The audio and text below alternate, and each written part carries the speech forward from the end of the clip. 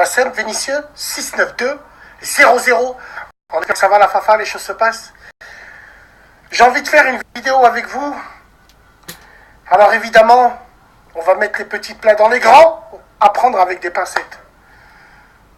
Les voilés sur Lyon, putain j'en ai ma claque, Wallah il azim. Voilés avec des grands ongles. Cruella qui a mis le hijab. Bref, qu'est-ce que tu veux que je te dise? Ouais, c'était une petite dédicace comme ça. Hijab avec tous ces faux rats sur le visage, bout votre fond en orange. Aujourd'hui, il y a beaucoup de frères et de sœurs en couple qui ont ouvert des restaurants gastronomiques halal. Et c'est de la bombe atomique. Les restaurants, maintenant, les Grecs, ça marche plus.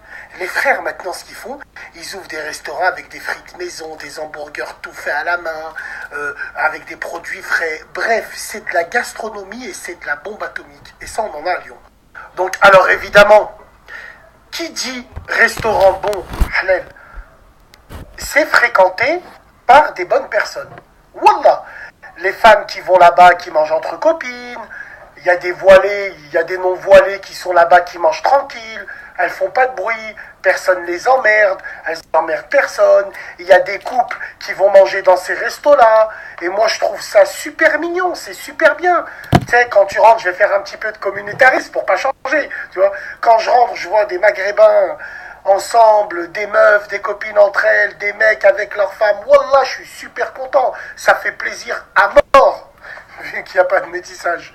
Bref, plus sérieusement, et ce qui se passe, c'est qu'il y a le comportement de certaines, je dis bien certaines voilées, qui ne savent pas se comporter. Elles viennent avec leur mari, les soumis, et ça, il faut absolument qu'on en parle. Ouais, parce que personnellement, j'ai été témoin, et que Dieu me crève les yeux si maintenant je mens, j'ai été témoin de scènes hors du commun, hors normes. Eh oui, des frères barbus avec des barbalas qui viennent avec leurs femmes qui ont le sitar. Faudrait m'expliquer c'est quoi le but de ramener ta femme au restaurant quand elle a le sitar. On voit pas son visage, elle fait comment pour manger, frérot?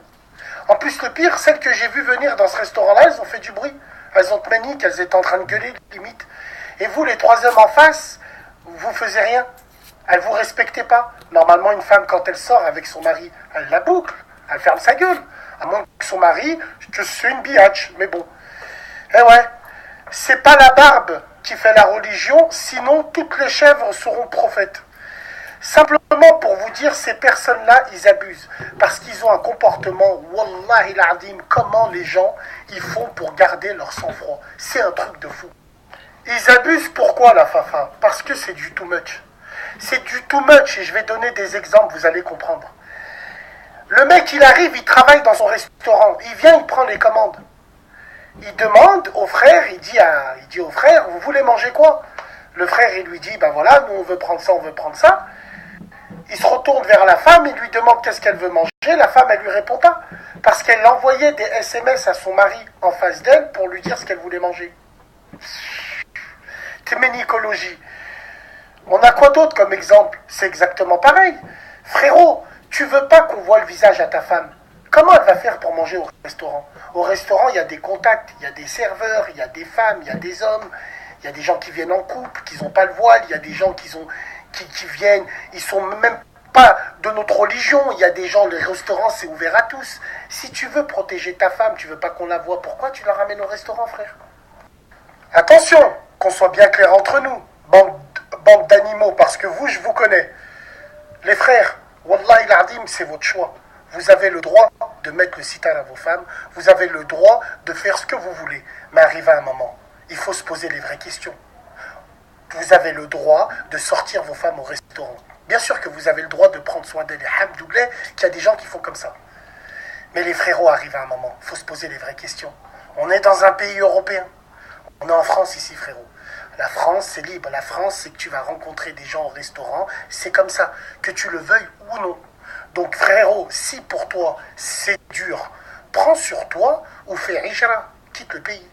Eh ouais, il faut quitter le pays quand c'est comme ça. Bref, simplement, je voulais revenir dessus. Moi, je trouve que c'est abusé parce que voilà, ça peut créer des tensions au sein de restaurants, ça peut faire plein de choses. Après, que tu as le voile, le sitar ou même un mur de béton, c'est pas ça qui fait le neuf. Tu vois ce que je veux dire? Il y a des femmes, machallah, elles n'ont pas le voile. C'est des femmes comme ça. Il y a des femmes, elles ont le voile, frérot. Elles connaissent toutes les caves du 9-3, toutes les caves du 69. Eh ouais, mais ça c'est connu. Mais ce que je veux dire, c'est que arrive un moment, quand tu es dans le restaurant qu'un frère il a fait, il essaye de faire plaisir à nous les musulmans en nous proposant des plats gastronomiques, halal, il prend le temps, il fait tout ça à la main. Vous êtes là, vous faites chier le monde. Wallah, vous faites chier le monde. C'est un truc de fou. Tu lui enlèves son sitar, elle mange le temps du resto, t'inquiète pas. Personne ne la calculera, ta femme, frérot. C'est bon, tu comprends ce que je veux dire ou pas? Parce que, arrivé un moment, ça va être de la paranoïa, c'est un truc de fou. Vous abusez, vous déconnez, wallah. Après, moi, je suis à des années-lumière d'être un exemple dans l'islam. Jamais de la vie, je me revendiquerai comme exemple.